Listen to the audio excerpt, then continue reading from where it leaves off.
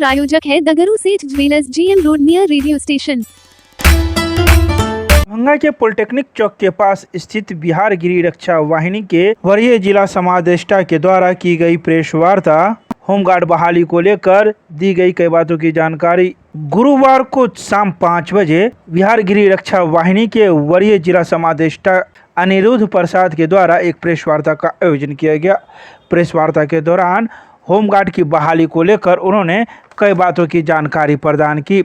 उन्होंने कहा कि होमगार्ड बहाली में शारीरिक सक्षमता जांच परीक्षा 30 अप्रैल से लेकर 19 मई 2025 तक निर्धारित की गई है। उम्मीदवारों या फिर अभ्यर्थियों को इसका एडमिट कार्ड डाउनलोड करने की प्रक्रिया प्रारंभ हो गई है और वे अपना अपना एडमिट कार्ड डाउनलोड कर सकते हैं। इसके अलावा उन्होंने कई बातों की जानकारी मीडिया को प्रदान की। उन्होंने कहा कि शारीरिक सक्षमता जांच परीक्षा में पूरी पारदर्शिता बरती जाएगी। इसके अलावा उन्होंने कई बातों की जानकारी दी। आइए सीधे सुनाते हैं क्या कुछ कहते हैं वरीय जिला समादेष्टा मीडिया को। आज का प्रेस वार्ता का मुख्य उद्देश्य ये है कि बिहार रक्षा वाहिनी के तहत 15,000 होमगार्डों की बहाली निकली हुई है, जिसका विज्ञापन निकल चुका और फॉर्म फिलअप हो चुके हैं। अब एडमिट कार्ड जारी होना शुरू हो गया है। दरभंगा जिला में इस विज्ञापन संख्या 1/2025 के तहत 741 पद रिक्ति निर्धारित हैं। उस आधार पर यहाँ एग्ज़ाम होना है। जो फिजिकल होने हैं वो 30 अप्रैल से लेकर 19 मई तक होंगे। इसके लिए आज दिनांक 24/4/2025 से एडमिट कार्ड भी डाउनलोड होना शुरू हो गए हैं।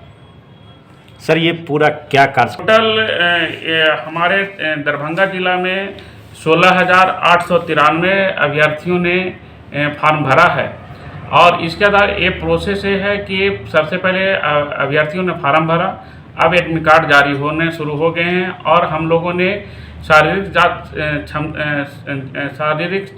सक्षमता परीक्षा 30 अप्रैल से शुरू कर दिए हैं, जो 19 मई तक चलेंगे। इसके लिए आज से जो एडमिट कार्ड डाउनलोड हुए हैं उसमें सभी वेन्यू हमारा जो नेहरू स्टेडियम पोलो मैदान है लहरियासराय में, वहाँ पर रखे गए हैं। सबसे पहले सुबह 5 बजे से शुरू होंगे और 8 बजे तक उनको जो दिए समय रिपोर्टिंग का समय दिए गए हैं, जो उनके एडमिट कार्ड पर भी अंकित है, तो वहाँ पर पोलो मैदान में आएंगे। जो ऑडिटोरियम का जो गेट है वहाँ पर से प्रवेश होगी। उसके बाद मुख्य जो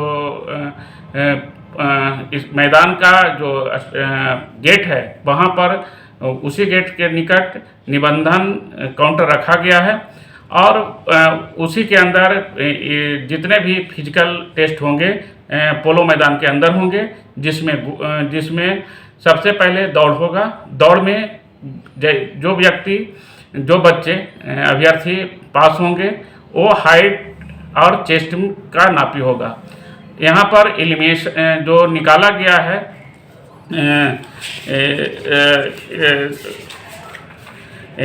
इसको डिस्क्वालीफाई जो किया गया है, 2 ही जगह पहले क्या होता था कि लंबी कूद, ऊंची कूद और गोला फेंक में भी डिस्क्वालीफाई किया जाता था, लेकिन इस बार मुख्यालय ने परिवर्तन कर दिया है। डिस्क्वालीफाई 2 जगह होंगे।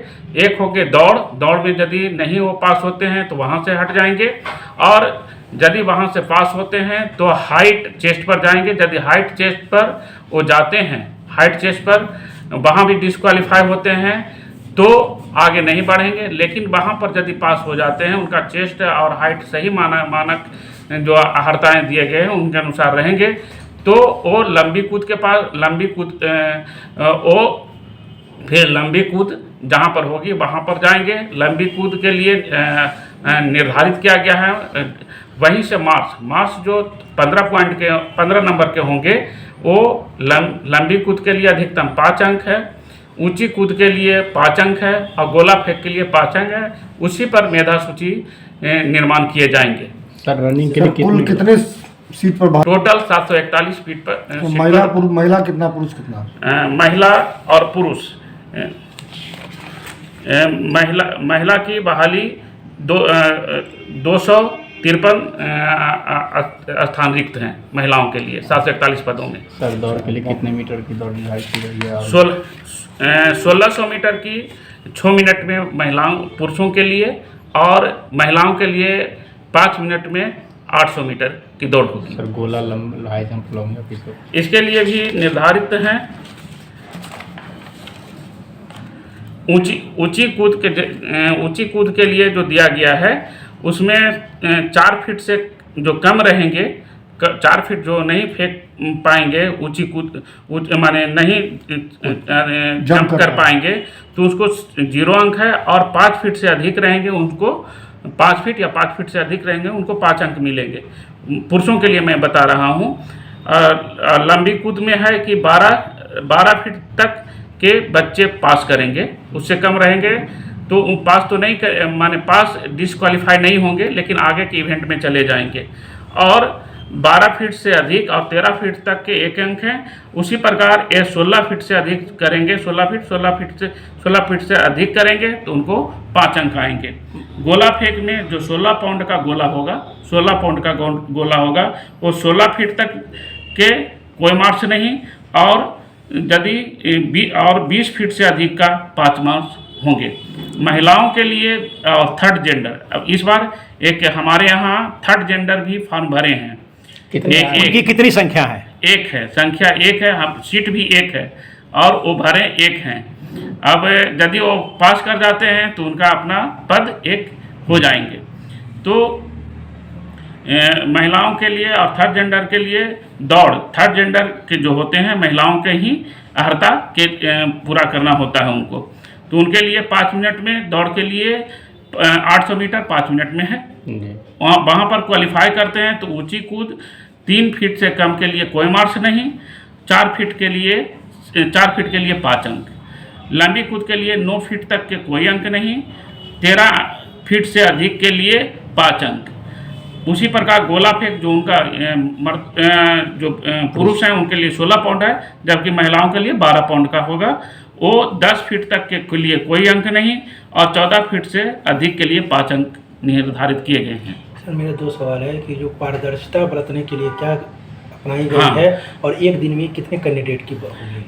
पारदर्शिता करने के लिए सभी बायोमेट्रिक भी होंगे और RFID से हो रहा है ये दौड़, क्योंकि वो चिप्स लगेंगे और चिप्स के आधार पर वो जितने देर में सेकंड का भी वहाँ पर हिसाब रखा जाता है RFID में कि सेकंड से भी कोई डिस्क्वालीफाई होंगे तो भी आ जाएंगे। तो इसीलिए उसमें पारदर्शक सभी को वो जैकेट दिए जाएंगे जिसमें RFID लगे हुए रहेंगे, उसके आधार पर दौड़ होगी। फिर वो चेस्ट और हाइट के लिए भी वहाँ पर डिजिटल हो रहा है, कोई मैनुअल नहीं हो रहा है। फिर जहाँ पर लंबी कूद होगी, ऊंची कूद होगी और गोला फेंक होगा, सभी डिजिटल हो रहे हैं। इसलिए डिजिटल होने के कारण ये पूर्ण रूप से पारदर्शी होंगे। एक दिन में कितने कैंडिडेट की होगी? शुरू दिन 30 तारीख जो 30 अप्रैल है उस दिन हम लोग ने 700 को रखा है। उसके बाद प्रतिदिन 1400 अभ्यर्थी भाग लेंगे। तो इससे था कि नहीं आते थे तो उनके लिए अलग एक तिथि निर्धारित की जाती थी, लेकिन इस बार ऑनलाइन लिया गया है और बखूबी विज्ञापन में भी निकाले हुए हैं कि जिस दिन वो अभ्यर्थी नहीं आएंगे अगले दिन उन्हें नहीं लिया जाए। तो ये बहाली पूरे बिहार में हो रही है? पूरे बिहार में नहीं, हमारा 5 जिला में हो रही है बहाली, जो 30 तारीख को हो रही है। उसके बाद 5 मई 10 मई मुख्यालय द्वारा निर्धारित किए गए। जो अन्य जिलों के लिए क्या हमारे साथ मुंगेर, पूर्णिया, भोजपुर ये सब जिले हैं जो 5 जिलों में 30 तारीख से शुरू हो रही है। सर लगातार टेम्परेचर बढ़ रहा है पारदर्शिता को लेकर के मैंने बोला कि RFID से एक हो रहा है। दूसरा चीज़ है CC कैमरे भी लगे हुए हैं, वीडियोग्राफी भी हो गए और फोटोग्राफी भी होंगे। सर लगातार टेम्परेचर बढ़ रहा है, इसके लिए हम लोगों ने इंतजाम कर लिया है। हम लोग जो ज़मीन है जो गर्म होंगे उस पर पानी का भी छिड़काव करेंगे। साथ ही साथ जो हमारा दौड़ में जो भाग लेंगे अभ्यर्थी उनके लिए ट्रैक पर चांदनी दिया गया है, जिससे कि वो उनको धूप कम लगे। कितने फीट ऊंचा चांदनी लगाई गई? लगभग 12 से 14 फीट होंगे।